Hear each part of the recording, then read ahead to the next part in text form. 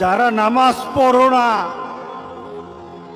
তুমি টের পাও না মসজিদের দরজা তোমার জন্য বন্ধ হয়ে যাবে।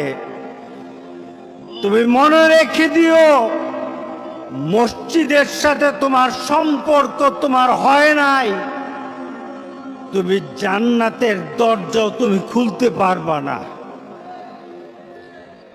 তুমি এখনো বেনামাজি, এখনো সকালবেলা তুমি ঘুমাও, এখনো তুমি আল্লাহকে ভুলে আছো, এখনো তোমার কাছে তওবার কথা তোমার চিন্তাতে আসে নাই।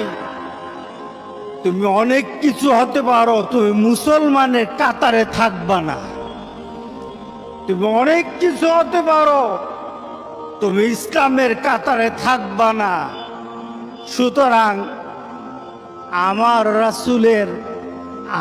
রাসূলের কথা হলো, তওবা তো তখন পর্যন্ত, আমার আল্লাহ বলেছেন, লাইসাতিত তাওবাতু লিল্লাযিনা ইয়ামালুনাস সাইয়্যাত। একটা মানুষ পাপ করার পরে